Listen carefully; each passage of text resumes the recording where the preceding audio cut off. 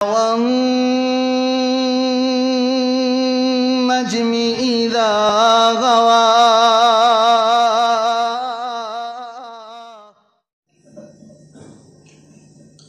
السلام علیکم ورحمۃ اللہ وبرکاتہ. ان الحمد للہ نحمده ونستعینه ونستغفره ونعوذ باللہ من شرور انفسنا ومن سیئات اعمالنا.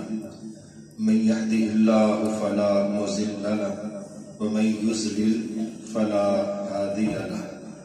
واشهد ان لا اله الا الله وحده لا شريك له واشهد ان محمدا عبده ورسوله صلى الله عليه وسلم.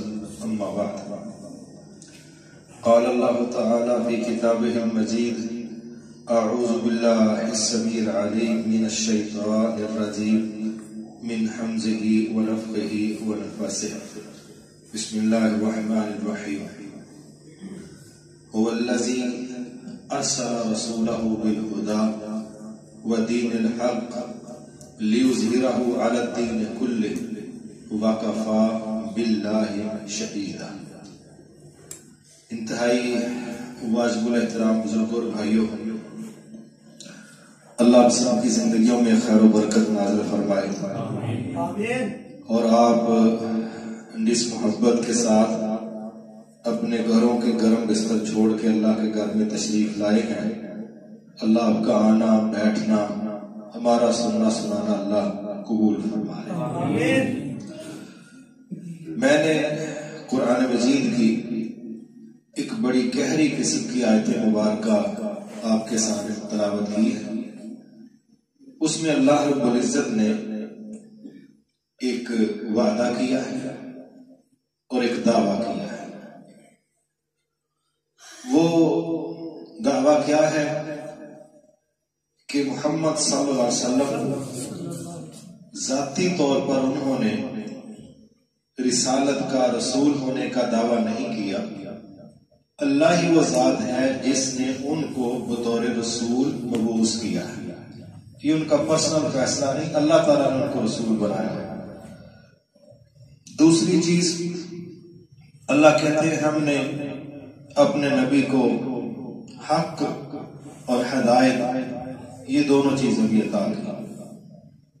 اور ایک چیلنج کے انداز میں بات کی کہ یہ جو کچھ ہم نے اپنے نبی کو دے کے بھیجا ہے، یہ کسی بند کمرے کا نظام نہیں ہے، یہ کسی ان روم میٹنگ کا ایجنڈا نہیں ہے. لیظہرہ علی الدین کلہ، ہم نے دنیا کے اندر جتنے بھی دین لوگ اس کا تعارف کرواتے دعویٰ کرتے ہیں، یہ سوشلزم ہے، یہ کمیونزم ہے، یہ فلاحزم ہے، یہ ہندوازم ہے، یہ بدھ مت ہے، یہ عیسائیت ہے، یہ یہودیت ہے، یہ سکھ مت ہے، بڑا کچھ جتنے کی بھی مت ماری ہوئی ہے. اللہ فرماتے ہیں لیظہرہ علی الدین کلہ، ہم نے اپنے دین کو اس مقصد کے لیے بھیجا ہے کہ دنیا کے تمام دینوں پر ہمارا دین غالب آئے گا. وَكَفَى بِاللَّهِ شَهِيدًا. اللہ کہتے ہیں جب میں نے یہ کہہ دیا کہ یہ کام ہونا ہے تو بس ہونا ہے، میری اکیلے کی گواہی اس سلسلہ میں کافی. پھر صحیح بخاری شریف میں بھی ہم ایک حدیث مبارکہ پڑھتے ہیں. آپ فرماتے ہیں الاسلام یعلو ولا یعلا علیہ. اسلام کی فطرت یہ ہے، یہ مغلوب ہونے کے لیے آیا ہی نہیں، یہ آیا ہی غلبے کے لیے. پھر اسی طرح نبی صلی اللہ علیہ وسلم نے جب مکہ فتح کیا تو بتوں کو گراتے ہوئے ایک جملہ بولا کہ حق آ گیا، باطل مٹ گیا. اور باطل کس لیے آتا ہے؟ مٹنے کے لیے. یہ دو تین میری باتیں شروع کی آپ نے ذہن میں رکھنی. مجھے امید ہے کہ جو میں اگلی بات کروں گا پھر ان باتوں کے ساتھ جوڑ کے وہ سمجھنا آسان ہو جائے گا. اسلام کے آنے سے پہلے یہودیت، عیسائیت، اسی طرح بت پرستی، یہ دو تین بڑے نظریات، اسی طرح آتش پرست، یہ چند ادیان کہہ لیں جو ماضی میں تھے، جن میں سے 2 آسمانی تھے، باقی دنیا داروں نے خود ہی وضع کر لیا. تو ان کے اندر عجیب و غریب نظریات تھے. ان میں سے ایک نظریہ رہبانیت کا تھا کہ اس کے مطابق ایک ایسا شخص جو اپنے آپ کو راہب کہلاتا وہ معاشرے سے کٹ جاتا ہے کہ مجھے کسی کی خوشی غمی کی کوئی پرواہ نہیں، میں سوشل نہیں، میرا کام جنگلوں میں ڈیرے لگانا، میرا کام معاشروں سے باہر نکل جانا اور اپنی ذات کو بنیاد بنا کے سرگرمیاں طے کرنا ہے. جس کا ایک حصہ مسلمانوں کے اندر بھی آیا کہ یہاں بھی ایک طبقہ ایسا پیدا ہوا جنہوں نے یہ ذہن دیا کہ معاشروں میں نہیں رہنا، ہم نے جنگلوں میں رہنا ہے، چلے کاٹنے ہیں تو جنگلوں میں، اور ہم نے کورس کرنے ہیں تو جنگلوں میں. مقصد کیا تھا کہ وہ ایک ایسی سوچ دے رہے تھے جو معاشروں سے کٹ کے رہنے والی تھی. یہی مصیبت، یہی سوچ اس سے پہلے عیسائیوں نے پیش کر دی اپنی طرف سے. تو نبی صلی اللہ علیہ وسلم جب تشریف لائے آپ نے 2 ٹوک اعلان فرمایا، اسلام میں کوئی رہبانیت نہیں، اس کی کوئی گنجائش نہیں ہے کہ آپ معاشروں سے ٹوٹ کے کٹ کے الگ ہو کے رہیں. آپ نے فرمایا نہیں، اس کی کوئی گنجائش نہیں، بلکہ ہمیں جوڑنے کے لیے مسلمان کے مسلمان پر کیا حقوق ہیں اور مسلمان کے اوپر انسانیت کے کیا حقوق ہیں، مسلمان پر دوسری مخلوقات کے کیا حقوق ہیں، پڑوسی کے کیا حقوق ہیں، دعوت کیوں قبول کرنی ہے، کسی کو شر کیوں نہیں پہنچانا، کسی کے کام کیوں آنا ہے. ان مختلف باتوں کو کہیں فرض بنا کے نافذ کیا، کہیں فضیلت بنا کے نافذ کیا، تاکہ ہم معاشروں سے کٹنے والے نہ بنے، ہم معاشروں کے اندر رہنے والے بنے. ایک یہ ضرورت ہے. اب ہم دیکھتے ہیں کہ اللہ رب العزت کا ایک بہت بڑا منصوبہ ہے کہ میں نے اپنے دین کو ساری دنیا کے دینوں پر غالب کرنا ہے. اب اس کے لیے کیا درکار ہے، کیا کس طرح کی ٹیم کی ضرورت ہے، کس طرح کے افراد کی ضرورت ہے، کس طرح کے معاشرے کی ضرورت ہے. کیا یہ آٹومیٹک کام ہوگا یا یہ فرشتے کریں گے یا یہ کوئی مخصوص طبقہ کرے گا، یہ ہم سب کا فرض ہے. جب اس نقطے کو سمجھنے کی کوشش کرتے ہیں تو پتہ چلتا ہے لَقَدْ كَانَ لَكُمْ فِي رَسُولِ اللَّهِ أُسْوَةٌ حَسَنَةٌ، ہمارے پاس اپنے نبی کے طریقے کو قبول کیے بغیر دوسرا کوئی راستہ نہیں. اور وہ کیا طریقہ ہے وہ سمجھیں. سب سے پہلی چیز، دنیا کے اندر اگر ہم چاہتے ہیں ہمارا دین غالب آ جائے، اللہ کا دین ہمارا دین اسلام اس کا نام ہے، سب سے پہلی چیز ہے نظریات کی اصلاح. نظریات کی، آپ اس کو عقیدے کی کہہ لیں، آپ اس کو نظریے کی کہہ لیں، آپ اس کو منہج کی کہہ لیں، آپ اس کو پالیسی کی کہہ لیں، یہ بنیادی چیز. نبی صلی اللہ علیہ وسلم نے اپنے معاشرے میں پہلی بات یہ پیش کی کہ قولوا لا الہ الا اللہ. پہلی بات یہ ہے معاشرے کے اندر بڑے الہ کے وجود موجود ہیں. کوئی آسمانوں میں ستاروں کو، کوئی چاند کو، کوئی سورج کو، کوئی زمین میں درختوں کو، مورتیوں کو، کوئی انسانوں کو، کوئی فرشتوں کو، کوئی شیاطین کو، کوئی روحوں کو. کس طرح کسی کا دل کرتا ہے. بے شمار الہ دنیا نے پیش کیے ہیں، لیکن میں تمہارے سامنے یہ نظریہ رکھتا ہوں لا الہ، کوئی الہ نہیں ہے الا اللہ، ایک ہی الہ ہے، اس کا نام اللہ ہے، اس کا نام اللہ ہے، اس کا نام الرحمن ہے، وہ الہ ہے. یہ میرا پہلا نظریہ ہے، یہ میری پہلی پالیسی ہے، یہ میرا پہلا وہ دستور ہے جو میں دنیا کے سامنے رکھنے لگا ہوں.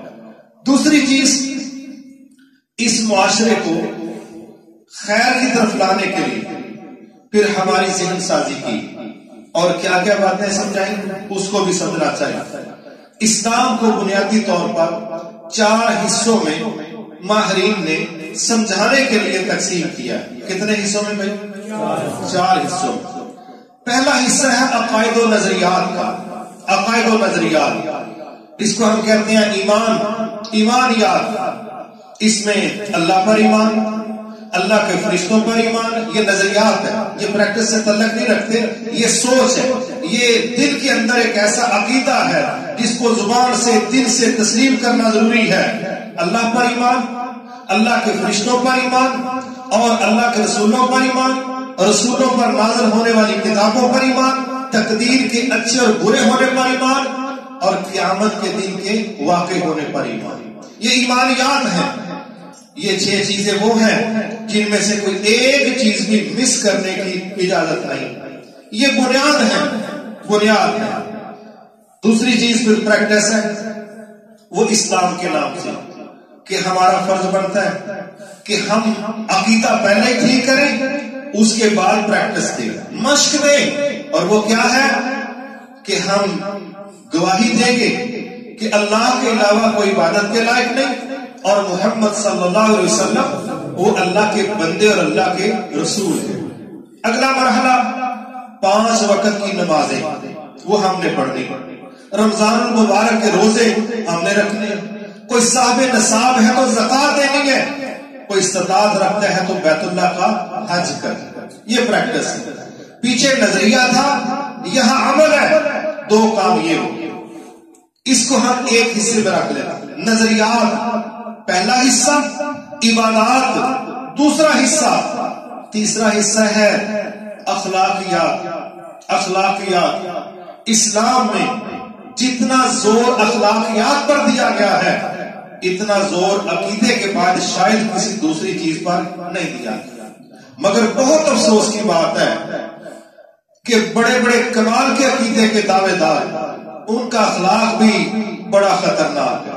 میں اس کی وضاحت بھی کروں گا کہ اس کے پیچھے اسباب کیا ہیں اور غلطی کہاں پر ہے اور ہم ذمے کس کے لگاتے ہیں۔ تو تیسرا حصہ اخلاقیات کا اور چوتھا حصہ ہے معاملات کا۔ معاملات کا ہم لوگوں نے اسلام کے متعلق ایک اپنا ذہن بنایا۔ ہمارے نزدیک ہمارا کل اسلام مسجد کے اندر ہے، ہمارا کل اسلام مسجد کے اندر ہے۔ میرے معلومات کے مطابق، میرے تجزیے کے مطابق ہمارے دور کے اندر جس اسلام کو لے کے ہم مسجدوں میں داخل ہوتے ہیں شاید یہ 5% سے زیادہ نہیں، شاید 95% اسلام ہمارا مسجد سے باہر شروع ہوتا ہے۔ لیکن ہماری ساری ٹریننگ، ہماری ساری تربیت، ہمارے سارے مناظرے، ہماری ساری بحثیں اور ساری تحقیقات کس بات پر ہے؟ نماز کے ساتھ جڑ گئی، جمعے کے ساتھ جڑ گئی، اشراق کے ساتھ جڑ گئی ہے، رفع الیدین کے ساتھ جڑ گئی ہے، فاتح خلف الامام کے ساتھ جڑ گئی ہے، آمن بالجہر کے ساتھ جڑ گئی ہے، داڑھیوں کے ساتھ، شلواروں کے ساتھ جڑ گئی ہے۔ بالکل یہ ضروریات ہے، بالکل یہ حقیقت ہے، ان میں سے کچھ ہم مس کرنے کے قائل نہیں۔ مگر 29 پاروں کا کیا کریں جو قوم کو کھڑا کرتے ہیں، جو امت کو کھڑا کرتے ہیں، جو معاشروں کو تعمیر کرتے ہیں، جو ساس کی تربیت کرتے ہیں، جو ماں کی تربیت کرتے ہیں، جو بہو کو ذہن دیتے ہیں، جو بیٹی کو احساس دلاتے ہیں، جو بیٹے کا دماغ درست کرتے ہیں، جو خاوند کو فرائض بتاتے ہیں، جو بہو کو حقوق سمجھاتے ہیں، 29 پاروں کا کیا کریں؟ لیکن چونکہ ہم نے طے کیا ہے کہ جو چیز مجھے اچھی لگتی ہے اس سے زیادہ کوئی فضیلت والا کام ہی نہیں، حالانکہ فضیلتیں طے کرنا یہ رسول اللہ صلی اللہ علیہ وسلم کا کام ہے، یہ ہمارا کام نہیں ہے۔ ہم نہ کسی چیز کو ڈی ویلیو کر سکتے ہیں، نہ اس کی ویلیو آپ کر سکتے ہیں۔ کیا صحیح ہے، کیا صحیح نہیں ہے، کیا زیادہ افضل ہے، کیا کم افضل ہے، یہ دونوں کام یہ اللہ کے ہیں، اللہ کے رسول کے ہیں۔ یہ نہ ہماری اتھارٹی ہے، نہ ہمارے بس میں ہے، نہ ہمارے لیے جائز ہے۔ جو قدقات جس چیز کو رب نے دے دیا، اس کے رسول نے دے دیا، ہم اس میں تبدیلی پیدا کرنے کی کوئی حیثیت نہیں رکھتے، ہماری حیثیت ہی کوئی نہیں، اختیار کوئی نہیں۔ اس میں پھر ہمیں کہاں پر غلطیاں لگی؟ عقائد پر ہم بڑے پختہ ہیں، لیکن جب بات آئے گی آگے پھر ہم بڑے کچے۔ میں اس کی مثال دے کے بات کرتا ہوں۔ قرآن مجید نے ہمیں ایک نقطہ سمجھایا، قل اے محمد صلی اللہ علیہ وسلم یہ مسئلہ ذرا آپ سمجھائیں کہ کیا مسئلہ؟ ان صلاتی و نسکی و محیای و مماتی للہ رب العالمین۔ آپ کہہ دینا، آپ سمجھائیں، بے شک میری نماز، میری قربانی کس کے لیے؟ سب کو پتہ ہے میرا جینا اور میرا مرنا، لیکن یہ ہے نہیں، یہ ہے نہیں۔ اب آپ نے ذرا اس کو سمجھنا ہے. یہ معاشرے کی بات کر رہا ہوں، آپ تو خیر کے لوگ ہیں، اللہ کے گھر میں بیٹھے، اللہ آپ کو برکت دے. میں جتنی باتیں کروں گا ان کا تعلق اجتماعی معاشرتی نظام سے ہے. یہ نہیں ہے کہ ہم آپس میں بیٹھے ہیں تو یہاں لہدے ہو رہی ہے، معاشرے کی بات ہو رہی ہے. جب ہمیں یہ پتا چلا کہ میری نماز اللہ کے لیے ہے، کیا اللہ کے علاوہ کسی دوسرے کو سجدے کا ہمارے ہاں تصور ہے؟ کہتے ہیں کٹ سکتے ہیں لیکن کسی دوسرے کو سجدے کی گنجائش ہے. یہ مطلب ہے بابا سمجھ آئے گی اتنی گل دی. پھر ہمیں پتا ہے کہ میری قربانی اللہ کے لیے، ہم ایک مکھی بھی اللہ کے علاوہ کسی دوسرے کے نام قربان کرنے کے لیے تیار. یہ مطلب یہ نہیں بابا سمجھ آئی. اور جب باری آئی میرا جینا اللہ کے لیے ہے، میرا مرنا بھی اللہ کے لیے ہے، یہاں پر کیا ماحول ہے؟ آئیے ذرا ہم سب اپنے آپ کو چیک کرتے ہیں. ایک بچہ جب ایم اے تک پڑھتا ہے، میں پڑھائی کے خلاف نہیں، میں ایک ویژن کی بات کرنے لگا ہوں. یہ جو میرا جینا اللہ کے لیے ہونا چاہیے تھا، مجھے اس کی سمجھ نہیں آئی یا میں نے ماننا ہی نہیں ہے، میں اس پر بات کرنے لگا ہوں. جتنا ہمارے دماغوں کے اندر یہ بات بیٹھ گئی کہ میں کر سکتا ہوں اللہ کے علاوہ کسی کو سجدہ نہیں کر سکتا، میں مر سکتا ہوں اللہ کے علاوہ کسی کے نام کی مکھی نہیں چلا سکتا، کیا کمال ہوتا. اگلی دو باتیں اسی آیت کا حصہ ہیں، اسی نبی پر نازل ہوئی ہیں، وہی فرشتہ لے کے آیا ہے، اسی رب نے بھیجی ہے. وَمَحْيَايَ، میرا جینا بھی اللہ کے لیے ہے. اور جینے کی حالت کیا ہے؟ جو بچہ ایم اے کرتا ہے اس کی عمر کے 22 سال، کتنے سال میں؟ 22 سال اس نقطے پر خرچ ہوتے ہیں کہ میں نے ماسٹر ڈگری لے لی. مجھے بتاؤ یہ 22 سال اللہ کے لیے؟ ہر بندہ سمجھے. ماں باپ کو پوچھو آپ اپنے بچے کو کیوں پڑھا رہے ہو؟ کہیں گے کہ تابڑا ٹونڈ جو گا نہیں کدھر مڑکا نہ تڑوا لے، کدھر ٹھنڈی تھا بہ کے قلم دی کمائی کھا لے گا، ساڑی دے جیمی کے جو ہی گزر گئی یہ ذلیل ہو تو بچے گا. اصل مطلب اس کا کیا ہے؟ تھوڑا جا بڑھ کے گال کرتے ہیں روٹی سوکھی کما لے گا اور انہوں نے لنڈن پڑھا. اور آپ 100 طالب علموں کو پوچھیں، جہاں یونیورسٹیوں کے اندر چلے جائیں، ان کو پوچھیں جناب یہ ماسٹر ڈگری جو فزکس میں، بایو میں، کیمسٹری میں، میتھ میں آپ لے رہے ہیں کیا چکر ہے؟ کیا چاہتے ہیں؟ کیا بتائیں گے؟ میں چاہتا ہوں میں اس میں اسپیشلائزیشن کر کے، ایم فل کر کے، پی ایچ ڈی کر کے، میرا دل کرتا ہے کہ میں کو اپنا ادارہ بنا لوں. اچھا ادارہ بنا کے کیا کرنا؟ یار وہ بہترین طریقہ ہے. اپنا ادارہ ہو تو بندہ دوسروں کے سامنے متحد ہو کے نہیں رہتا. تو یہ نا بڑا میں نے دیکھا ہے کہ تمام کاروبار سے یہ بڑا کمال کا کاروبار ہے ماشاءاللہ. یہ ویژن، یہ سوچ ہے.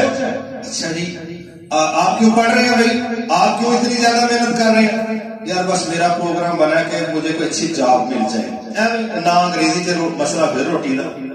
16 پڑھ کے 22 سال عمر کا حصہ جو کریم تھی ہماری زندگی کی اس کو خرچ کر کے، ہم نے 22 سال خرچ کر کے ایک کورس کیا کہ ٹکر کیسے کمانا ہے. یہ جینا اللہ کے لیے بنتا.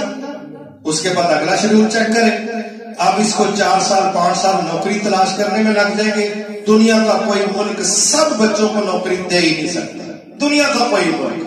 اب کیا ہے، کچھ 4 سال اس میں گزر کے شادی ہو گئی، کوئی جاب، کوئی نوکری ڈھونڈ لی. پوچھو سناؤ کی ہونڈیا؟ بس مت بچی یقین کرے اس ہاں نہیں لیا جاتا. میں سوچا ہی چلو کدھر ٹیچر ہی لگتے گئی ہیں، اپنا سکول کھولیا اتوں کرونا لے بیٹھا ہوئے، وہ ٹیوشن پڑھان کی گل کرنے اور ہی کوئی روپیہ لگتا. مینوں دے ہی سمجھ آئی ذلیلی ہو گئی. کیوں بھائی؟ دماغ میں بات بیٹھی تھی کہ میں ATM مشین بننے جا رہا ہوں، میں نے پیسے کمانے ہیں.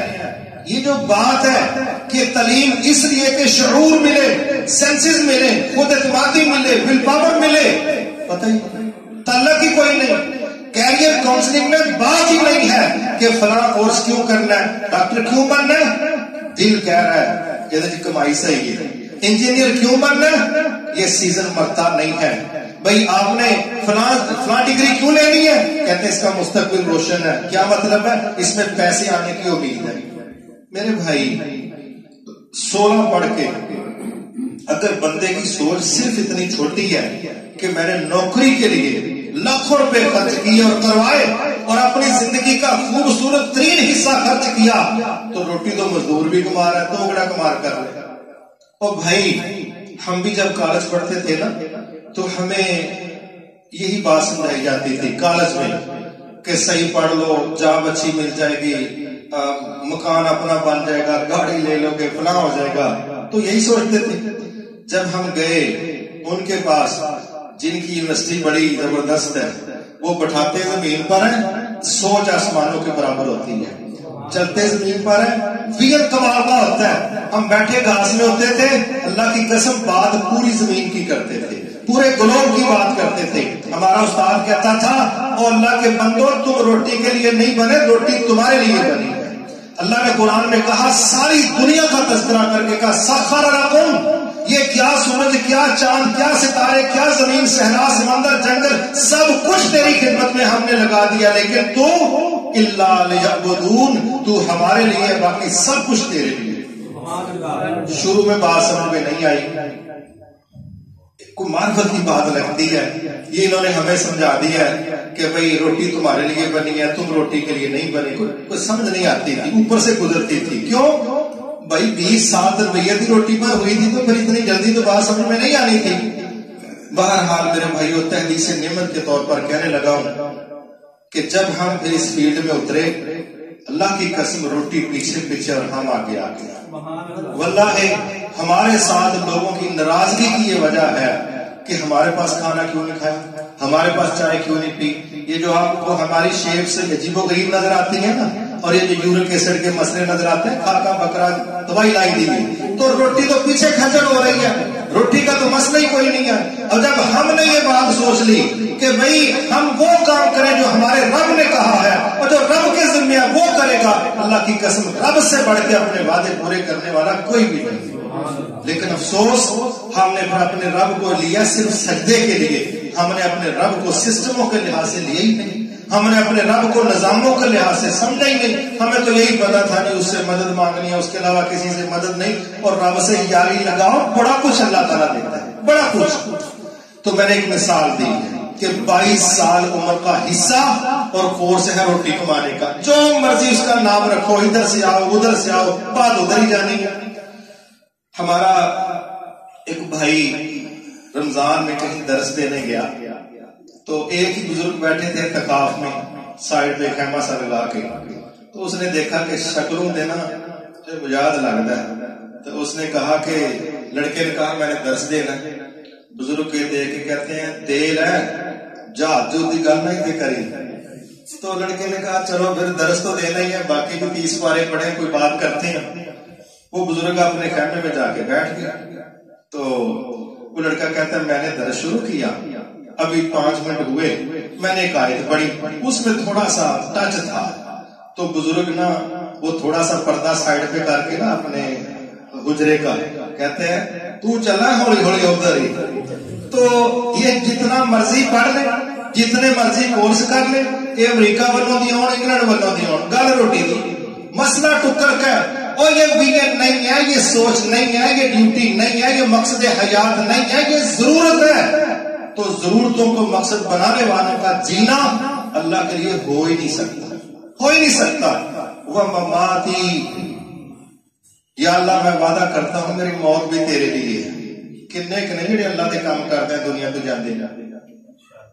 چیک کرے نا ذرا معاشرے کو چیک کرے، کتنے لوگوں کا جینا اللہ کے لیے، کتنے لوگوں کا مرنا اللہ کے لیے ہے.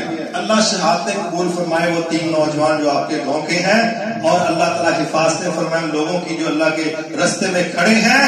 کتنی دنیا ہے جن کا مرنا اللہ کے لیے ہے. اور دیکھیں صحابہ کو، کیا سب لوگ ثابت نہیں کرتے تھے کہ جیتے بھی رب کے لیے تھے اور دنیا سے رخصتی بھی رب کے لیے تھے. چیک کریں ان کے شیڈول، پیدا مکے میں ہوئے ہیں، قبر قسطم دنیا کے اندر ہے. پیدا مکے میں ہوئے ہیں، فاتح پاکستان تک پہنچے، کراچی تک، دیوبند تک پہنچے ہیں. ان لوگوں نے ثابت کیا تھا ہمارا جینا بھی اللہ کے لیے، ہمارا مرنا بھی اللہ کے لیے. لیکن ہمارے ہاں ایسا شیڈول ہے، مرتے ہم اپنے کاموں میں ہیں اور جیتے بھی اپنے کاموں میں ہیں. کیونکہ آیت کا پہلا ٹکڑا ہمیں پورا سمجھ آیا، لیکن دوسرا ٹکڑا ہم قبول کرنے کے لیے تیار ہیں. یہ میں نے ایک مثال دی ہے. جب یہ مزاج ہوگا تو پھر باتوں کی صحیح سمجھ نہیں آ رہی. ایک چیز یہ ہے، اب ہمارا اسلام ہمیں کیا سمجھا رہا تھا کہ تم نے دنیا پر غالب آنا، تو دنیا پر غلبے کے لیے تمہیں کچھ کام کرنے پڑے. سب سے پہلی تھی عقائد کی اصلاح، پھر تھا عبادات کا مسئلہ سیٹل کرنا. اس میں نمازیں ہم پڑھ رہے ہیں، روزے ہم رکھ رہے ہیں، زکوٰۃ ہم دے رہے ہیں، حج میں بڑی دنیا جاتی ہے. یہ 2 کام تو ہم نے کیے. کام آ کے کہاں خراب ہو گیا، کام آ کے کہاں ہاتھوں سے نکل گیا. ایک وہی میرا بھائی اس پر بات کر رہا تھا کہ معاشرے کا جو ڈیزائن رسول اللہ صلی اللہ علیہ وسلم نے تیار کیا، ہم نے وہ ڈیزائن قبول نہیں کیا. ہم نے توحید پرست ہونے کے باوجود اس کو تسلیم نہیں کیا. میں اس کی مثالیں لگاؤں دے رہا ہوں. پہلی مثال، ہم جتنے یہاں بیٹھے ہیں، اگر میں یہ بات کہہ دوں کہ یہاں کوئی بندہ بیٹھا ہے جو اللہ سے اختلاف کرنے والا ہے، کیا کوئی مانے گا؟ کوئی نہ مانے گا. لیکن اگر میں کچھ مثالیں دوں پھر سمجھ آئے گی کہ کتنے کے بندے بیٹھے. کیا ہے دوں نا مثالیں، اس کو ذرا سمجھ. کوئی بندہ دعویٰ کر سکتا ہے کہ میں نے کبھی کسی سے حسد نہیں کیا؟ نہیں ہوگا. یہ ہو سکتا ہے کم کی ہے، یہ ہو سکتا ہے، لیکن حسد کا مرض موجود ہے. اب ہم بیٹھے ہیں اہل توحید.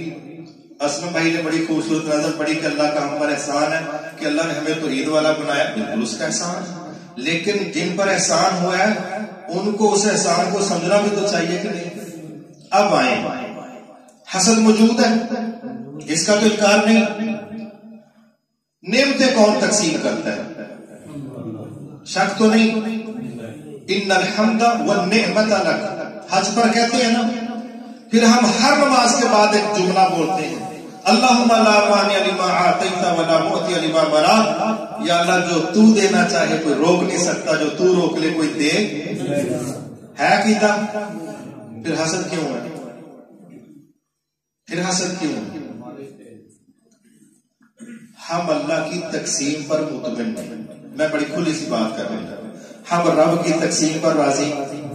اگر اللہ نے کسی کو دی ہے گاڑی، مجھے دی ہے موٹر سائیکل، مجھے موٹر سائیکل بھی اللہ نے دی ہے، کسی کو بڑی گاڑی بھی کس نے دی ہے؟ تو سڑنا نہیں کیڑی گل ہے؟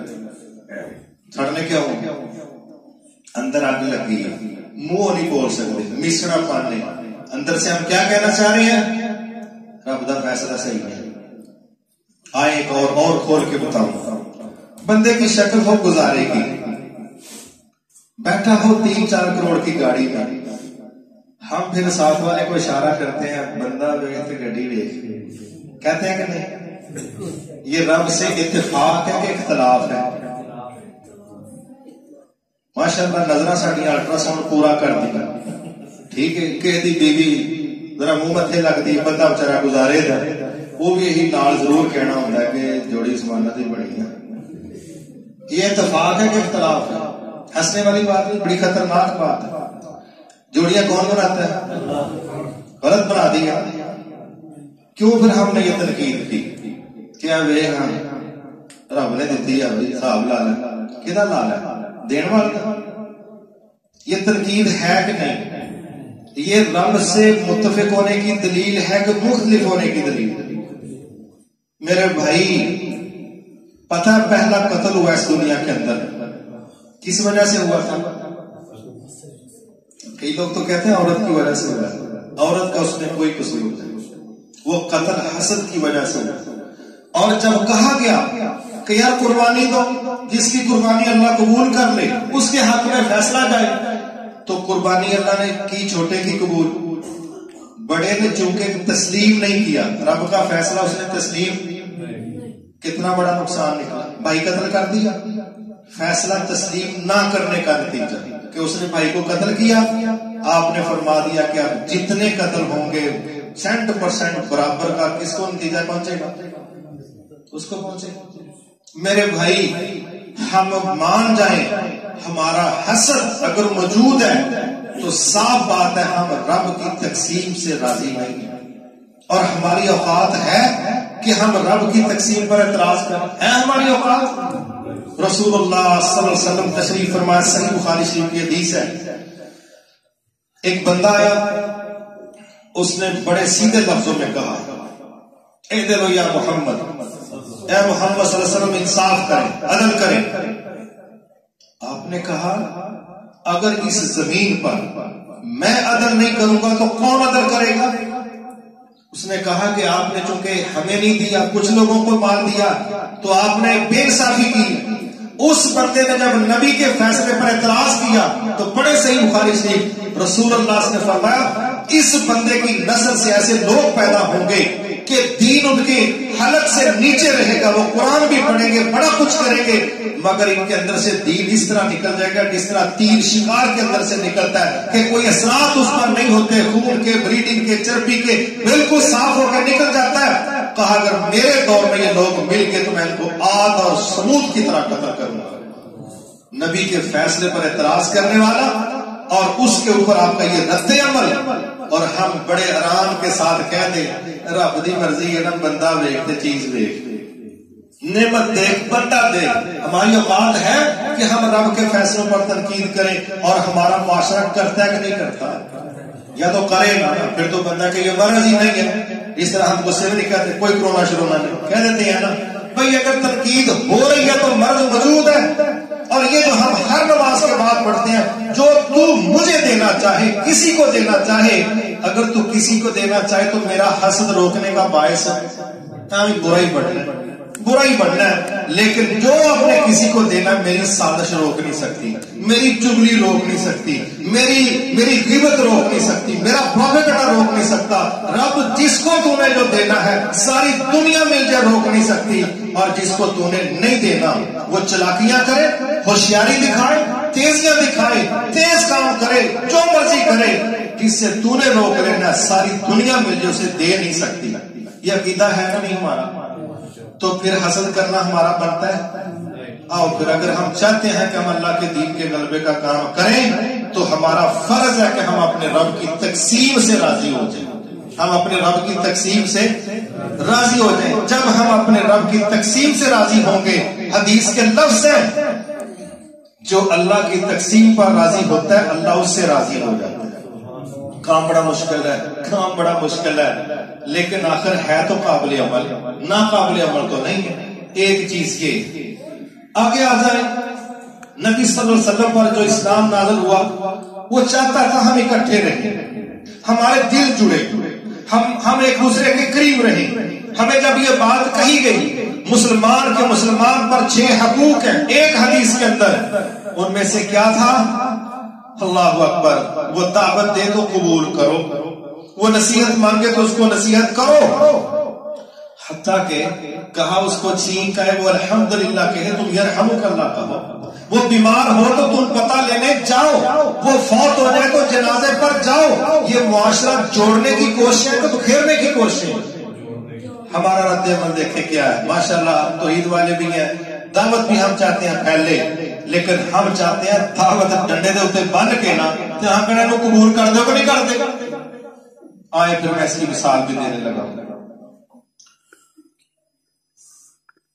اگر یہودی بیمار ہو، یہودی بیمار ہو، میں معاشرے کی اب بات لگاؤں کر رہا ہوں، اس دنیا کا سب سے عظیم شخص اللہ کے بعد جس کی ویلیو ہے وہ نبیوں کا امام، ان سے بڑا کوئی توحید پرست ہو سکتا ہے؟ ان سے بڑھ کے کوئی اسلام کے لیے غیرت مند ہو سکتا ہے؟ ان سے بڑھ کے کوئی کہہ لے کہ بصیرت والا ہو سکتا ہے؟ مگر اللہ کے نبی یہودی لڑکے کا پتہ لینے گئے کہ نہیں گئے؟ گئے ہیں۔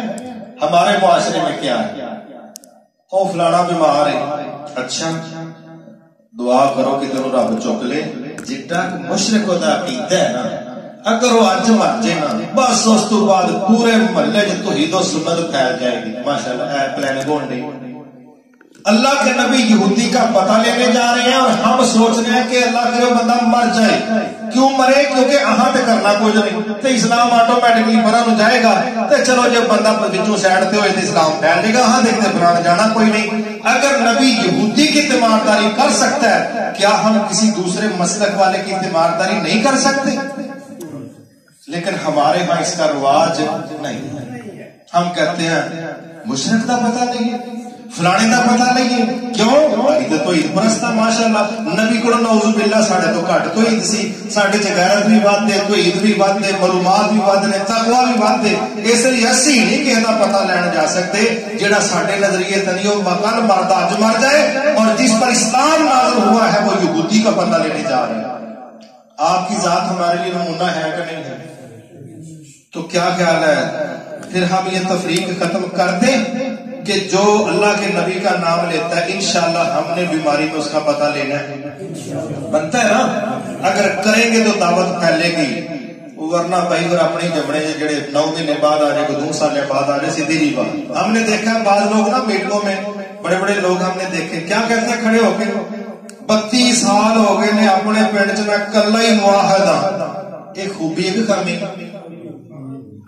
کیوں جی وہ کی پیش کرن دیا کارنامہ ماشاءاللہ ایڈا سونا اخلاق سی نیڑے کوئی نہیں لگا ایڈا سونا اخلاق سی نیڑے کوئی نہیں لگا تے الٹا انہوں کیش کروان دیا الٹا تیرے پاس چارے پاسے کوبارے مکان ہیں تیرے نیڑے کوئی نہیں لگتا.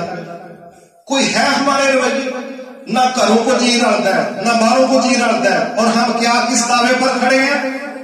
میں ایک مسجد میں گیا مجھے کسی نے بتایا کہ اتنے پہلے نمازی بھی کٹن ڈے میں مجھے سمجھ آ گئی ماشاءاللہ وہ مسئلے دی میں نا انہوں نے ابھی ایک انہوں نے دل کی گل کر دی میرے پتا سی میں سارا کہنا اس گل ہے میں بھائی اج کئی لوگ آتے ہیں کہ بھی انہوں نے نیڑے نہیں لگنا ہے یہ کوڑے نہیں آئے جتنے آئے میں پر حق تے کوڑا ہی ہوتا ہے. وہ بڑے خوش انہوں نے کہا بھی گل تو سارے مطلب کی ہوئی ہے کہ حق تو واقعی کوڑا ہوں میں ہاتھ کھڑے کرو جدا جدا اسی نے کہ حق کوڑا ہوں پوری مسجد نے ہاتھ کھڑے کر. ایسے آپ کا کیا خیال ہے؟ ہاں جی حق کڑوا ہی ہوتا ہے نا. صحیح گل صحیح گل صحیح گل. اس دنیا میں سب تو زیادہ حق کنے بیان کیتا ہے؟ ہاں جی کنے کوڑے سن یہ تو نہ کہو گل کوڑی کرے تو بندہ میٹھا ہو جائے یہ نہیں سانو سمجھ آتی بھائی یہ نہیں ہو سکتا. یا اسی غلط آ یا ڈیفینیشن غلط ہے. حق کڑوا نہیں ہے سچ کڑوا نہیں ہے.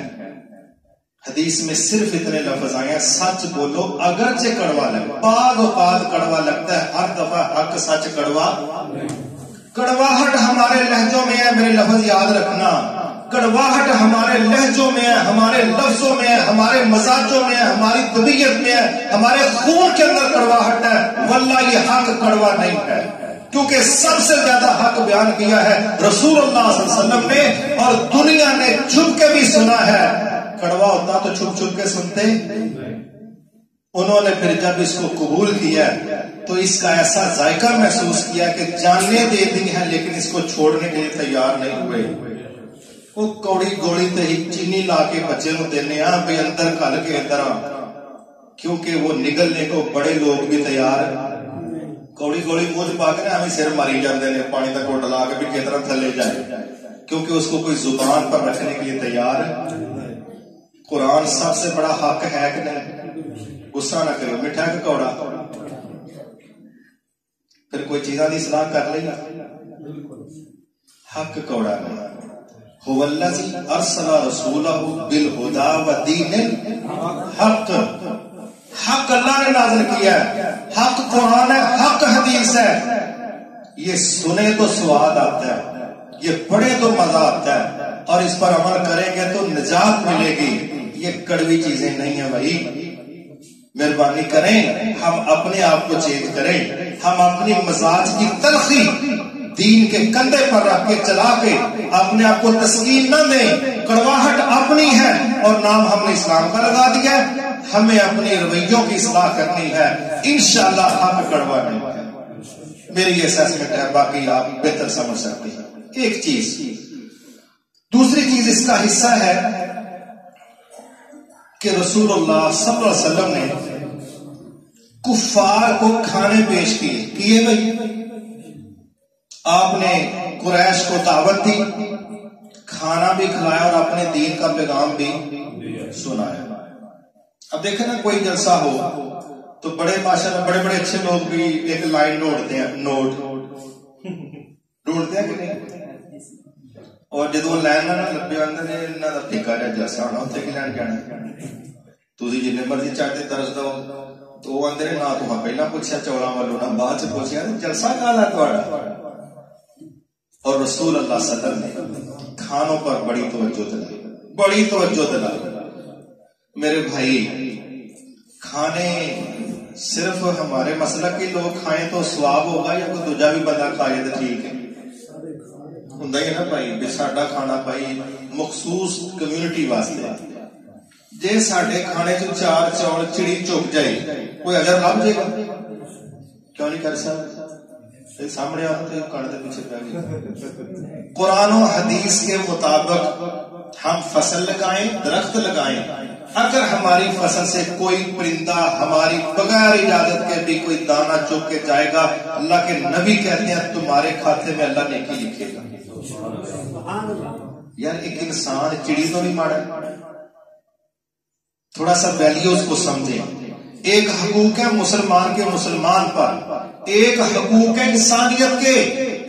انسانیت کے حقوق قبول کرو گے تو تبلیغ کا کام کرو گے ورنہ خالی رہ جاؤ گے. ہم نے تو مسلمانوں کو ان کے حقوق دینا پسند نہیں کیے, انسانیت کو کدھر حقوق دیں گے.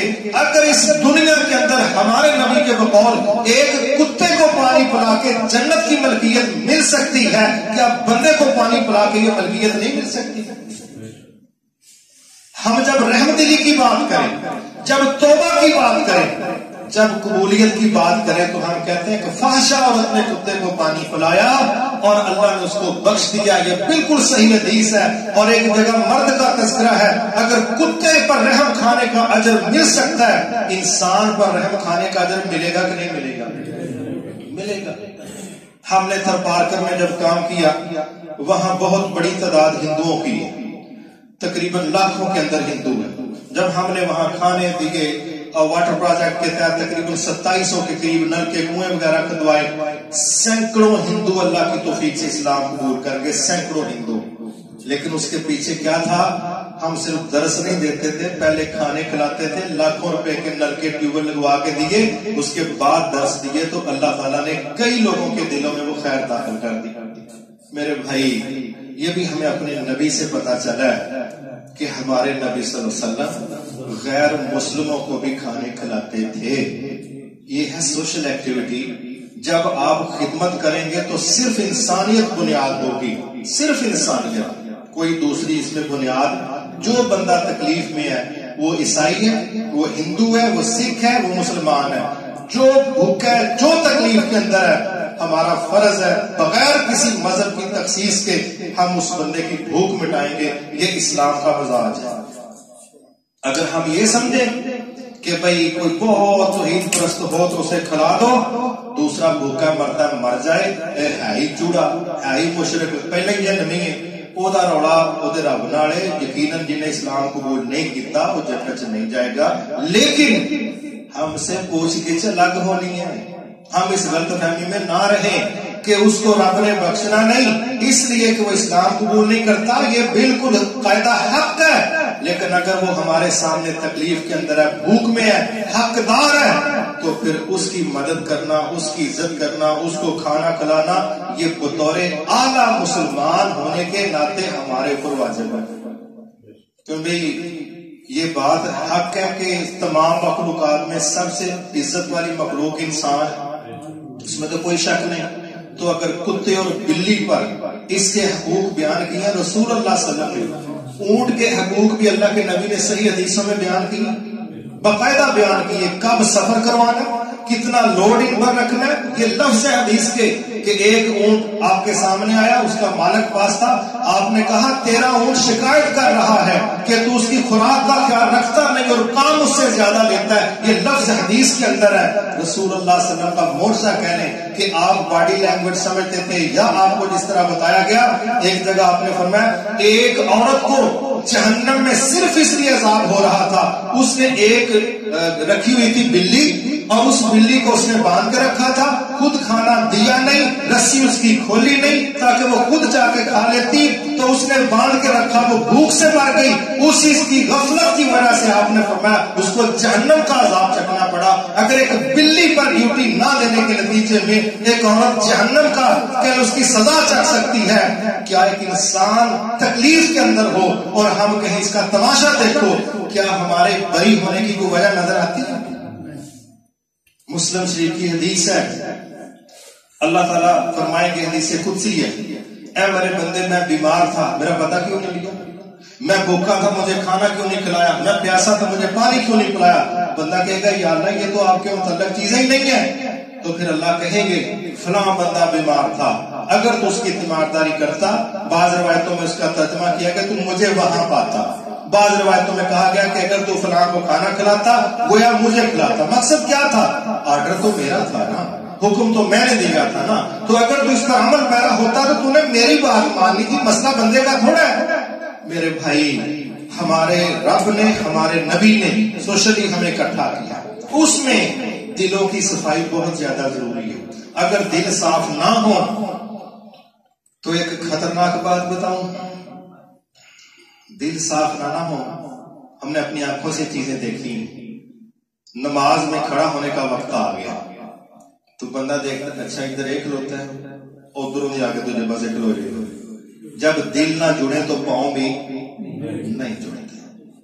انج ماشاءاللہ سی سجدہ کرنا ہے، وہ نشئی پیڑی جی چنی تھلے کٹھے ہو سکتے، معاہدین ایک صف تھلے بندے دے پتر نہیں بن سکتے۔ ہم صف بدل دیتے ہیں، رخ بدل دیتے ہیں کہ وہ بندہ ادھر کھڑا ہے کہ جس کے ساتھ میرا دل نہیں جڑتا تو میں نے پاؤں نہیں جوڑنا۔ نشہ کرنے والا وہ فٹ پاتھ پر نالے کے اوپر گندا سا کپڑا لے کے وہ 5-6 اس کے نیچے اکٹھے ہو کے وہ سوٹا لگا رہے، اس کے بعد وہ اکٹھے رہتے ہیں کہ نہیں رہتے؟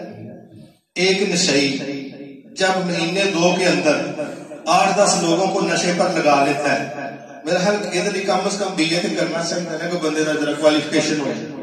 کیوں جی؟ دیکھو نا ماشاءاللہ ہی سارے دعوتی لوگ ہیں نا، ٹھیک ہے، ایک نشئی درجن لوگوں کو نشئی بنا دیتا ہے، 1 مہینہ ٹائم نہیں لگتا، وہی اس کا شاگرد گھر کے برتن بیچتا ہے، چوری کرتا ہے، سونا چوری کرتا ہے، اور اس کی ٹریننگ تو دیکھ کے نشئی کی کیا اس نے کیا؟ پہلا کام اس نے کیا کہ قریب لگو، میرے قریب لگو۔ دوسرا اس نے انویسٹمنٹ کی ہے، 2 سوٹے لا لے، پوری سگریٹ نہیں پین دینی، 1-2 سوٹا اتنی کے بعد پھر پڑھ لیتا ہے۔ اب پاس بٹھایا ہوا ہے، اکٹھے سفر کر رہے ہیں، اکٹھے پلاننگ کر رہے ہیں، پاس سے خرچ کر کے چند سوٹے لگوا دیے، وہ اپنی طرف سے شرم میں انویسٹ کر رہا ہے۔ چند دنوں کے بعد پھر پورا گھر چوری ہو کے یہاں پہنچتا ہے کہ نہیں پہنچتا؟ ہم کسی کو اپنا ہم خیال بنانے کے لیے اسی کہنے سکا ہی کام ٹھیک ہے بھائی، نشئی انویسٹمنٹ کر رہا ہے اپنی استطاعت کے مطابق، ہم نے اسلام کی طرف لے کے آنا ہے، لیکن ہم کسی پر خرچ کرنے کے لیے تیار نہیں۔ کافر خرچ کر رہے ہیں، ان الذین کفروا ينفقون اموالهم ليصدوا عن سبیل اللہ، کافر باقاعدہ مال خرچ کرتے ہیں کہ ایسا ماحول بن جائے کہ مسلمان اللہ سے دور ہو جائیں، خرچ کرتے ہیں، لیکن ہم اپنے لوگوں کو اسلام پر کھڑا کرنے کے لیے خرچ کرنے کے قائل ہیں۔ ماشاءاللہ زکوٰۃ دینی ہوتی ہے، ہمیں یہ بڑے تجربے ہوتے ہیں، میل ملاقات میں تسی نا ہفتے والے دن آ جاؤ جی، ٹھیک ہے بھائی، اور جی آ گئے جی ہفتے والے دن، اچھا ہلے نا حساب نہیں ہویا، تسی انج کریو میں جو حساب لا تسی 5 روزے آ جاؤ، یہ میں رمضان کی مثال دے رہا ہوں۔ ماشاءاللہ شیطان بندہ ہوا ہے، ٹھیک ہے، شیطان بندہ ہوا ہے، تراویح چل رہی ہے، تلاوت چل رہی ہے، اچھا جی اللہ کرے زکوٰۃ کا حساب ہو جائے، پتہ نہیں بل گیٹس تو بعد یہ سرکاری امیر نے پوری دنیا جو بابا ہی بحال ہونا، مر کے کتے کھجل خراب ہونے تو بعد 29 روزے کی کرے گا، آجو آجو آجو آجو جناب تھوڑا حصہ کٹ سکتا، اچھا بھی بڑے خوشی کچھ پہنچو بھی زکوٰۃ لینی، لو جی الحمدللہ 8,500 روپیہ تھوڑے حصے 29 دن تے جو منگے نے، جی قرون دے خزانے کا سیکٹری ہوتا ہے، روپیہ کچھ 8,500 دیں گے، کیا مطلب ہے؟ اور یہ بھی دینے کو دل نہیں کر رہا، یہ بھی دینے کو دل نہیں کر رہا تھا۔ جس معاشرے نے فرض زکوٰۃ نہیں نکالنے وہ نفلی کا حق دے گا؟ جب مانگنا ہے رب سے کسی کو پیسے 10 روپے بھی پکڑانے ہیں تو ساتھ ہی کیا کہتے ہیں دعا کرو رب رزق اضافہ کر چلے تو یہ دس واپس لینا تیرا کچھ تو بچے جیڈا بھی سکی لبن لیا 10 روپے انویسٹمنٹ کر کے پھر اندر رزق اضافہ کروا بھائی تیرا فرض بنتا ہے رب راضی ہو جائے میرے گناہ معاف ہو جائے میرا رب آخرت میں میرے لیے بہتر کر دے 10 روپے دے کے بھی کہتا ہے اے دعا کر تینوں 10 دیتے ہیں اتنے ہی 70 لبن ماشاءاللہ کیا میتھمیٹکس کا ماہر ہے جب یہ مزاج ہوں گے پھر اصلاح نہیں ہوتی پھر پیسے کے لے جاتے ہیں اس لیے پھر ہمارے رب نے کہا تھا وہ لوگ جو پیسے کے غلام بن جاتے ہیں ان کے مزاج بدل جاتے ہیں پھر ان کو کہا سنو لا تبطلوا صدقاتکم بالمن والعذاب جے صدقہ کرن تو بعد تانا شانا دینا ہے نا یہ اپنے پیسے بچا کے رکھو یہ ضائع ہو جانے نے وہ نہ خرچ کرو مرو انجی نال ہی لے کے تر جو انہوں نہ خرچ کرو ثواب تے لبنا کوئی کیونکہ تہاں تانا دین تو مڑنا نہیں تہاں تنقید کرن تو مڑنا نہیں جتلان تو مڑنا نہیں ہمارا اسلام کہتا ہے پہلے بندے کی عزت ہے اس کے بعد تمہارے صدقے کی عزت ہے کیونکہ انسانوں سے بڑھ کے کوئی قیمتی چیز ہے لیکن ہم جب صدقہ اس انداز میں دیں کہ بندہ شرمندہ ہو جائے تو اسلام اس کی اجازت ہے نہیں دیتا کیونکہ عزت نفس مجروح ہو گئی ہم نے کیا تربیت پائی تو میرے بھائی دلوں کا صاف رکھنا یہ تب ممکن ہے جس میں ایک حصہ ہے کہ ہم رب کی تقسیم پر مطمئن ہو جائیں دوسری چیز یہ ہم سب بیٹھے ہیں میں نہیں کہتا اللہ ہم سب کو معاف فرما دے کہ ادھر بیٹھے کسی بندے کا آپس میں کوئی اختلاف ہو میں نہیں کہتا لیکن موجود ہوتا ہے سگے بھائیوں میں بھی ہوتا ہے رشتے داروں کزنوں میں ہوتا ہے اور معاف کر دو بھائی جی تم بڑی زیادتی کرتی ہے تینوں نہیں معافی مانگتا نہ اچھا جی چلو پھر کچھ چوتھے دن بھائی معذرت سے مہربانی کر نہیں بس تو تر جا میرا کام نہ کر میں میرے کو کچھ اور نہ سن لے سکے برا نہیں رشتے دار وہ اچانک کسی نے خبر دیتی انہوں نے کیا جی وہ ایکسیڈنٹ ہویا بندہ تو فوت ہو اوہ انا للہ انا الیہ اچھا بھائی بڑا کم خراب ہوا چلو بارہ کیتی تے میرے نال پیڑی سی پر چلو جنازہ کتنے بجے لوڑی جنازہ جو 4 بجے سرکار تشریف لائے ماشاءاللہ ہن اس چکر چ ایک بھئی لمیاں دعاواں ہون پیچھے بیسنا جا بن کے کھلوے گا کی کرے گا اللہم اغفر لہ وارحمہ جئنا شفعاء لہ فاغفر لہ پڑھتے ہیں یا اللہ میں سفارشی بن کے آیا اینو معاف کر دے یہ جو بندے نو لمیاں پا کے نہ تے بڑا پیڑا لتر کے رکھ دسو مرے بندے نو معاف کرنا بہت ضروری ہے کہ جوندے نو معاف کرنا یہ کیڑا دماغ یہ کیا سوچ ہے کہ زندہ انسان کو ہم معاف کرنے کے لیے تیار نہیں کہ وہ بھی کچھ 4 دن راحت کے گزار لے ہمیں عزت سے مل لے وقار کے ساتھ ہمارے پاس آئے گلی میں عزت کے ساتھ گزر جائے اس کو بھی کوئی خوشی مل جائے ہم اس کو معاف کرنے کے لیے تیار نہیں اور جب وہ دنیا سے رخصت ہو گیا کوئی رسپانس نہیں دے سکتا کوئی رد عمل نہیں دے سکتا اپریشیٹ نہیں کر سکتا شکریہ ادا نہیں کر سکتا اب ہم جا کے کہتے ہیں میں سفارش تو معاف کر تو نہ سفارش کر یہ ہمارا جو رویہ ہے نا کہ زندگی میں معاف نہیں کرنا اور مرنے کے بعد ہم کہتے ہیں کہ جناب اس کو معاف کیا میرے بھائی مہربانی معاف کیا لیکن زیادہ قیمتی زندگی میں معاف کرنا ہے زیادہ افضل زیادہ مفید زندگی میں معاف کرنا ہے اگر ہم چاہتے ہیں ہم دلوں کا سکون لیں تو یہ بھی میں اس کا بتانا چاہتا ہوں 2 کام کرنے پڑیں گے معاشرہ اس سے جڑے گا معاشرہ اس سے تعمیر ہوگا آگے بڑھے گا جس کو ہم نے تکلیف دی ہے اس سے معافی مانگنی پڑے گی اور جس نے ہمیں تکلیف دی ہے اس کو معاف کرنا پڑے گا یہ دونوں حکم کس کے ہیں بھائی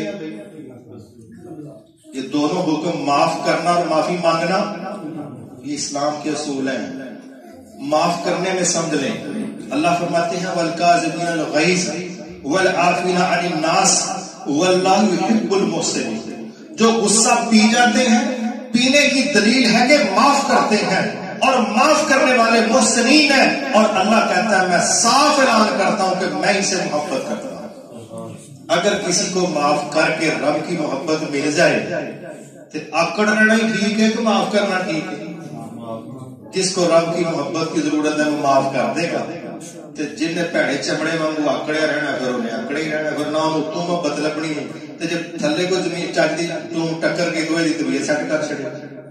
ہوتا ہے نا بعض اوقات کوئی ماڑا بندہ سانو تکلیف دے نا تے ساڈا بی پی سر تو باہر جاندا تے جے کوئی تگڑا دے تے پھر اسی نے کہنا مناسب نہیں ویسے بھاجی جو تو کیتا ہن بھاجی کہنا اور کی کہنا. اس کا مطلب ہے ہمارے رویے کا تعلق قوت کے ساتھ. جے اگلا تگڑا ہے تو پھر بھاجی تے جے ماڑا ہے تے بھاویں سائیکل والے ٹکر گیا پھر ہن تھلے لا تو انا میری ٹوڑی دے نال ٹکر لا تیرا دماغ نہیں کام کردا تو ڈنڈ پا چھڑیا. تے جے ساڈی ماڑی کار نو اگوں پراڈ والا ٹکر گیا تے پھر جکر وچ بیٹھے بیٹھے مسکرا دئیے کہ چلو تسی بھی سوری کر لو میں بھی کرنا. مناسب نہیں. روڈ تے ویسے ہو ہی جاندا ہے، سمجھ آندی ہے نا کہ باہر نکلے تو انہیں مینوں بھی ڈنڈ پا چھڑنا. اس طرح کے رویوں کا کوئی فائدہ نہیں. والکاظمین الغیظ والعافین عن الناس، جہاں ہم غصہ نکالنے پر قادر ہیں وہاں غصہ پی جائیں گے. یہ کمال ہے، یہ کمال ہے. رسول اللہ صلی اللہ علیہ وسلم نے فرمایا جو بندہ غصہ نافذ کرنے پر قادر ہو، یعنی کہ سچویشن ایسی ہے کہ وہ غصہ نکال سکتا ہے، وہ پی جائے تو قیامت کو اللہ تعالیٰ حور عین، یہ خاص قسم کی حوریں ہیں، یہ جمع کر کے کہے گا اس وقت جو تو نے غصہ پیا تھا نا اس کے انعام میں ان میں سے جو تجھے پسند ہے سلیکٹ کر لے. کیا خیال ہے؟ وہ تو سانو یاد رہے نہ رہے. اتنے پاویں کوئی مناسب چیز سامنے آ جائے تو ان کی سرکار ہے جنہوں نے فون دے اتنے نا ماشاء اللہ اہلی آواز فون تے آ جائے نا تو اتنی اخلاق بدل جاتا ہے. وہ اردو چ گفتگو شروع کر چڑھتے ہیں تو وہاں تے کبھی ساری عمر اردو بولیا کوئی نہیں تو ہوں میڈم میڈم کہی جاتے تو جی جی اج بولتے جو نوکر ہوں تو وہاں آواز ہی آئے تو موڈ بدل جاتا ہے. کہ تصویر بھی نہ آئے پھر تو بدل کی بدلے گا. تو جب ہمارا رب ہمیں جنتوں کی حوروں کا تذکرہ کر رہا ہے پھر بھی موڈ بدلنا چاہیے کہ وعدے پر اعتبار ہوگا تو بدل جائے گا. آگے پھر ایک بڑی خوبصورت بات کی ہمیں سمجھایا گیا جو بندہ حق پر ہوگا، حق پر اس کا حق بنتا ہے 2-4 مرلے، اس کا حق بنتا ہے 10-20 ہزار، حق ہے اس کا. لیکن وہ دیکھتا ہے کہ اگر یہ حق لوں گا تو فساد کا خطرہ ہے میرا حق، لیکن فساد کا خطرہ ہے تو رسول اللہ صلی اللہ علیہ وسلم کیا کہہ رہے ہیں؟ آپ کہہ رہے ہیں حق پر ہونے کے باوجود اگر کوئی بندہ پیچھے ہٹ جاتا ہے کہ یار فساد نہ پھیلے میں اپنا حق چھوڑتا ہوں، اللہ کے نبی کہتے ہیں انا زعیم، میں ضمانت دیتا ہوں اس کا جنت میں مکان بن جائے گا. انا زعیم، میں ضمانت دیتا ہوں. اللہ کی قسم مربے بھی گھس جائیں لیکن جب نبی کی زبان پر جنت میں مکان مل جائے اس سے قیمتی کوئی وعدہ نہیں ہے. لیکن ہم چونکہ آخرت پر ایمان گزارے کا ہے ہم کہتے ہیں گلا تو ٹھیک نے پر اتنے ہوں میں بغیرت ہو جاواں. سارے شریقے نے کہنا ہے یہ 2 فٹ جگہ تیری پڑتی سی تو چھڈی کیوں، تو بزدل ہے، تو نکم ہے، میں ہوں تیری تھاں وچوں دی لنگ جانا سی، وچوں دی کھا کے لنگ جانا سی. 2 ٹبراں نے ایک نے جیلے تو جانا دوجے نے قتل ہو جانا، 2 فٹ گوانیاں نے ورتنے نے تسی ماشاءاللہ میٹ جیت گئے دوئے. یہی چل رہا ہے نا دنیا کے اندر. ایک فری قتل ہو گیا دوسرا جیل میں چلا گیا، زمینیں پیچھے پڑی گئی، ماشاءاللہ کیڑا سونا کام بن گیا. اس طرح کی بیوقوفیوں سے 1000 گنا بہتر ہے کہ بندہ کہے سب کچھ ہے لیکن میرے نبی نے مجھے فساد سے بچانے کے لیے جنت میں مکان کی بشارت دی ہے، میں سب قربان کر سکتا ہوں نبی کی بشارت پر تاکہ فساد بھی نہ پھیلے، رب بھی راضی ہو جائے اور جنتوں میں میرا پلاٹ بھی پکا ہو جائے. یہ کب ہوگا؟ جب اللہ اس کے رسول کے وعدوں پر اعتبار ہوگا اور جتنا اعتبار گہرا ہوگا اتنی ہماری قربانی اچھی ہو سکتی ہے. یہ جو لوگ اپنی جانیں پیش کرتے ہیں یہ اللہ اس کے نبی کے وعدوں پر اعتبار کی وجہ سے پیش کرتے ہیں کہ انہوں نے جو کہہ دیا نا وہ مل جائے گا. اتنے پکے ہوتے ہیں اس ایمان کے لحاظ سے جان ہی دے دیتے ہیں، کہتے ہیں یار جان جاتی ہے چلی جائے لیکن رب راضی ہو جائے گا اور اللہ کا رسول بھی اور سارا کچھ جنتوں میں مل جائے گا. میرے بھائی اس کے لیے بھی رب کی تقسیم، نبی کے فیصلے، بہتر نعم البدل، ان پر اعتماد کر کے ہمیں اپنے شر کو کنٹرول کرنا. اپنے شر وہ زبان کا ہے، وہ اختیار کا ہے، وہ قوت کا ہے، اس کو کنٹرول کرنا ہے. اسی کا ایک حصہ ہے کہ ہم نے معافی مانگنی بھی ہے، معافی بھی مانگنی ہے. اب یہاں میں کمپیریزن پیش کرنے لگا، اس کو ذرا سمجھیے گا. معاف نہ کرنا اور انتقام کی منصوبہ بندی بنانا یہ کام ہے، اس کا حصہ ہے. معاف کرنا کام ختم ہو گیا، بالکل ختم ہو گئی ہے بات. معاف نہ کرنا جب معاف نہیں کرنا تو انتقام کے منصوبے بنانے گا، بدلہ لینے کی منصوبہ بندی بنائے گی۔ مجھے بتائیں معاف کرنے والا پرسکون ہوگا یا انتقام کی منصوبہ بندی بنانے والا؟ اصول تو معاف کر کے سکون والا رہتا، اندر سے بندہ معاف کر کے پرسکون ہو سکتا ہے، انتقام کی منصوبہ بندی بنانے والا پرسکون نہیں ہو سکتا۔ اگلا بندہ پتہ نہیں اس کو خوف ہے نہیں ہے وہ الگ بات ہے، لیکن یہ جو منصوبہ بندیاں کر رہا ہے نا، انشاءاللہ یہ جیسا ہونے لگا، یہ اسی مصیبت میں ہے۔ یہ علاج کتنے کرنا ہے، یہ بندے کنے کو ہوں نے، یہ کو اسلحہ کہڑا کہڑا ہوتا ہے، مینو کتنے تکلیف پہنچا سکتا، ماشاءاللہ تو کہڑا ملک فتح کر دے مصیبت پہ گیا، جان چھٹ معاف کر دے۔ کیا ہو جائے گا اس میں؟ اگر ہم معاف کر دیں گے تب بھی بہتری ہے، اور جن کو ہم نے تکلیف دی ہے ان سے ہم معافی مانگ لیں۔ رسول اللہ صلی اللہ علیہ وسلم کے الفاظ ہیں، آپ نے پوچھا صحابہ جانتے ہو غریب کس کو کہتے ہیں؟ صحابہ نے صاف ہی کہا جس کے پاس درہم و دینار نہیں وہ غریب ہے۔ آپ نے کہا نہیں، میں تمہیں بتاتا ہوں غریب کون ہے۔ فرمایا غریب وہ ہے جو قیامت کو بڑی پہاڑوں کی طرح نیکیاں لے کے آئے گا، نمازیں، روزے، زکوٰۃ، حج، صدقہ، دعوت، بڑا کچھ لے کے آئے گا، مگر اس کے ساتھ ساتھ اس نے کیا کیا ہوگا؟ حدیث کے لفظ ہے، اس نے کسی کو گالی دی ہے، کسی کو تھپڑ مارا، کسی کا حق کھایا، کسی کی چغلی کی۔ فرمایا جب یہ وہاں پر پہنچیں گے تو انصاف ہوگا اور مظلومین تشریف لائیں، وہ کیا کہیں گے؟ اے ہمارے رب مجھے اس نے گالی دی، کوئی کہے گا مجھے اس نے تھپڑ مارا، کوئی کہے گا میرا اس نے مار کھایا، نتیجہ کیا نکلے گا؟ آپ نے فرمایا اب اس کی نیکیاں نکال کے ان کے کھاتے میں ڈالی جائیں گی کہ یار تمہیں اس لحاظ سے ہم ادائیگی کرواتے ہیں کہ یہاں کیش تو ہے نہیں دنیا والا، یہاں تو نیکیاں ہی کرنسی کے طور پہ استعمال ہوں گی، اس کی نیکیاں نکال کے مظلوموں کو دی جائیں گی۔ آپ نے فرمایا حتیٰ کہ وہ وقت آ جائے گا اس کی نیکیاں ختم ہو جائیں گی اور مظلوم ابھی باقی ہوں گے۔ پھر کیا نتیجہ نکلے گا؟ کہا اب مظلوموں کے گناہ وہاں سے اٹھا کے اس کے کھاتے میں ڈالے جائیں گے، تو گناہ گار بندہ کدھر جائے گا؟ وَأَمَّا مَنْ ثَقُلَتْ مَوَازِينُهُ فَهُوَ فِي عِيشَةٍ رَاضِيَةٍ وَأَمَّا مَنْ خَفَّتْ مَوَازِينُهُ فَأُمُّهُ هَاوِيَةٌ۔ جس کے نامہ اعمال میں جو گناہ والا پڑ رہا ہے اگر وہ جھک گیا تو اس کی منزل ہاویہ ہے، اور جس کا نیکیوں والا پڑنا جھک گیا وہ ایسا عشرت میں ہوگا، اس کے پاس تو نیکیاں ختم ہو گئی ہیں، گناہ باقی رہ گئے، اب دوسروں کے گناہ بھی اس کے کھاتے میں ڈالیں تو نتیجہ کیا نکلے گا بھائی؟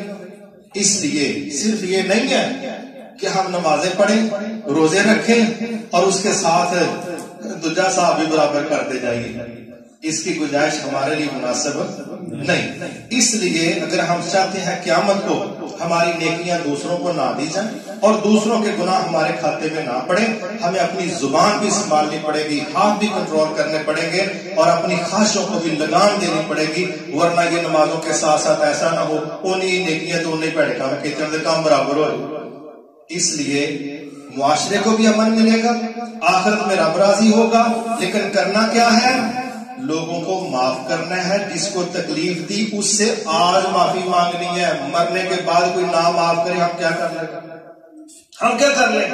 قرضہ مجھے یاد ہے ایک جگہ ایسی بھی ہم نے دیکھی، اللہ معاف فرمائے، دو ٹوک بندے نے کہا تیرے پیو نے میرے اتنے پیسے دینے نے پتر، پیسے جنازہ گاہ دینے نہیں تھے، ڈیڈ باڈی چکڑی ہے نہیں جان دینی۔ اس کا حق تو تھا نا کہ وہ پیسے لے سکتا تھا، لیکن اس نے کہا پیسے ادا کرو۔ بہت دنیا جمع تھی لیکن اس نے پیسے مانگے اور پیسے دینے کا وہاں میدان میں وعدہ ہوا، کہتا میں نہیں معاف کرتا، میری بڑی رقم ہے میں نے لینی ہے۔ اور بھی اسی طرح اگر کوئی بندہ گالی معاف نہیں کرتا، چگلی کی معافی نہیں دیتا، بھئی مانگے گے تو شاید مل جائے، اور اگر ہم نہیں مانگتے وہ نہ دے تو قیامت کو جواب تو اس کا دینا پڑے گا۔ اس میں معاف کرنا اور معافی مانگنا یہ ہمارے اندر کے سکون کے لیے بہت زیادہ ضروری ہے۔ ایک حصہ ہے معاملات کا، عبادات کے ولی بڑے ماشاءاللہ بڑے ولی ہیں عبادات کے، اے جی ماشاءاللہ مسیح تو ہی نہیں نکلتا، ٹھیک ہے جی یہ گھر مسلح وہ بھی کس گیا ہے، ہو سکتا ہے بالکل بڑی اچھی بات ہے، لیکن جس طرح عبادات میں اخلاقیات کو فضیلت حاصل ہے، آپ سے سوال کیا گیا کہ دو عورتیں ہیں، ایک عورت فرائض ہی پورے کرتی ہے مگر اس کے پڑوسی اس پر بڑے خوش ہیں، آپ نے لفظ بولے فرمایا جنت میں جائے. دوسری کے متعلق کہا گیا کہ وہ نفلی عبادت بہت کرتی ہے مگر اس کے پڑوسی اس سے بڑے پریشان ہیں. آپ نے یہ نہیں کہا کہ چلو پھر دیکھو باقی کام بھی تو ٹھیک ہے نا، اتنا تو ہم کوٹ پی جانا چاہیے. نہیں، آپ نے دو ٹوک لفظ بولے جہنم میں جائے، جہنم میں جائے. تو عبادت کو ترجیح نہیں دی، اخلاق کو ترجیح دی، اور یہ بات سمجھائی کہ سب سے وزنی اعمال نامے میں کون سی چیز ہے بھائی؟ تو اخلاق کا مطلب صرف شدائیاں مانگو ہنس دے رہنا نہیں ہر ویلے، یہ نہیں ہے اس کا مطلب. اخلاق سے مراد رویے ہیں، سسٹم ہے، لین دین ہے، میل ملاقات ہے، ڈیلنگ ہے. یہ اخلاق سے مراد کہ بندہ ہنس کے چھری پھیر چھڑے، یہ کہڑا اخلاق ہے بھائی؟ ہوتا ہے نا بعض اوقات وہ کہتے ہیں اے کپڑا فلانے دی دکان تو آندا ہے حاجی دی. کیڑا حاجی؟ تینوں پتہ وہ حاجی چھرے دی گل کرن دے. وہ بھائی نالے حاجی نالے چھرا کوئی ایک گل کرو کیا خیال ہے؟ تو یہ کیوں ہمارا چھرا کیوں ہمارا غالب آ گیا؟ اس لیے کہ ہم نے حج بھی نہیں چھوڑا اور چھرا پھیرنا بھی اس سے بھی باز ہے. تو یہ چیز مناسب نہیں. ہمیں اپنے امیج کو محفوظ رکھنے کے لیے اپنے رویے کنٹرول کرنے پڑیں گے. بڑے لوگ ایسے ہیں کیا کہتے ہیں مہنگائی بڑی ہو گئی. بالکل ہو گئی، انکار نہیں، مگر جیڑا کام آہاں بڑھیا ہے وہ تو نہیں یہاں کدی سوچیا کہ یار مہنگائی نال بھی کام خراب ہوتا ہے تے کیا بے ایمانی نال بھی کام خراب ہوتا ہے کہ نہیں ہوتا؟ آپ دیکھیں بعض ایسے ہیں ریڑھی ہو دکان ہو ماشاءاللہ ایڈے ماہرین نے فروٹ بیچنے والے، جس طرح کا فروٹ ہوتا ہے اسی رنگ کا اوپر بلب لگا دیتے ہیں، اسی رنگ کا. پتا کی لگے کہ بڑی کمال دی پکی دی شاید. اچھا ادھروں بندے کی آندے نے ادھروں نے جانے بٹھائے موٹر سائیکل تو تھلے نہیں اترتا پیا کیونکہ ہوں بڈی لائے بیگ لائے جانے لائے بچارا پورا ٹبر تے لوڈ کیتا ہے. وہ بچارا اتنے کھڑوتا کھڑوتا کہہ چھڑدا ہے 1 کلو ہے دے دو 2 کلو ہے دے دو. وہ جناب 2-4 گلاں گلاں کر کے جدوں توڑ کے دیندا ہے تے ماشاءاللہ شاپر ٹنگ کے گھر پہنچتے نے. اتنے پھر پہ آندے نے یہ بھی پیس کھان والا نہیں، یہ بھی کھان والا نہیں تے یہ بھی کھان والا نہیں. تے وہ ہن ریڑھی والا کی کہے گا بھائی جی مزدوری کری دی سارا دن حق حلال دی ماشاءاللہ 2 کلے جو 2 کلو وچوں 3 پا تے گلے دا مال نکلے تو کیڑی حق حلال دی کھان دے. پھر اتوں کہندا ہے ساڈے دادا جی بھی ایتھے ریڑھی لاندے سن میں بھی ایتھے لانا وا انشاءاللہ تیرا پتر بھی ایتھے لائے گا پوری پینی کوئی جڑی کرتوت جو کھڑی یہ تو ساری عمر ریڑھی لانی. اور مسئلہ ریڑھی لگانا بری بات نہیں، بے ایمانی چھوٹا کرے تب بھی غلط ہے، کوئی سٹور کا گودام کا مالک کرے تب بھی غلط ہے. یہ جو حرام یہ جتنے وکیل کیس لڑ رہے ہیں کوئی ہے کوئی بندہ کہ جی اے بندے دا نا امریکہ نال جھگڑا ہویا سی تے تاں مریا مینوں اینوں آਉਣਾ پیا تے میں دا کیس لڑنا، کوئی نظر آتا ہے؟ اے دا کزن ہے، اے دا چاچے دا پتر ہے، اے چھوٹا بھرا ہے، اے دی اماں ہی خلاف ہو گئی، اے دیاں بھیناں کیس لے کے آئیں. یہی ہو رہا ہے نا. اور بھائی ادھر لڑیں کہ ادھر لڑیں. اگر ہم اس پالیسی کو قبول کر لیں جو رب نے دی ہے اشداء علی الکفار رحماء بینہم، کافروں پر سخت اپنوں پر نرم، معاشرہ فوری سیٹ ہو جائے گا. لیکن ہمارا مزاج بڑا عجیب ہے. وہ کہتے ہیں کوئی بندہ تھا اس کی بیوی مر گئی تو چھلانگ لگائی اس نے نہر میں، سارے لوگ ادھر تلاش کریں جدھر پانی جا رہا تھا تو وہ دا بندہ دوجے پاسے نو لبے جدھروں پانی آن ڈیا سی. وہ لوکی کہن بھائی تیرا دماغ خراب ہے لاش ادھر نو رڑ دی. وہ آندا 20-22 سال میں نال کڈے نے ساری زندگی پٹھی چلی اج بھی ادھروں ہی لبڑی ہے جان. ہمیں کہا گیا کافروں پر سخت اور اپنوں پر نرم، آہاں کہ ادھر گرم تے ادھر نرم. یہ ہم نے رویہ دیا کہ نہیں دیا؟ اور مثال دیتا ہوں.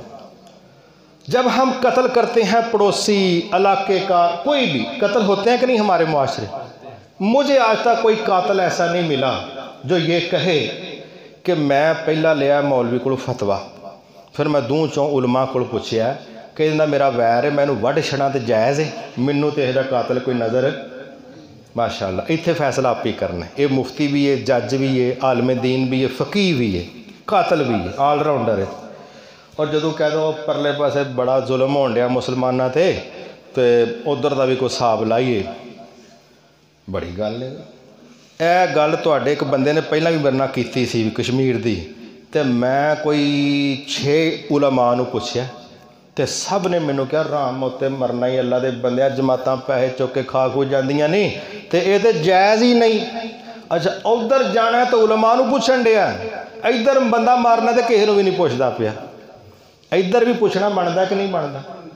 جدوں اپنے 2-4 پیسے دی روپیے دی گل ہے تے فقیہ بھی آپی، عالم بھی آپی، سارا کچھ آپی.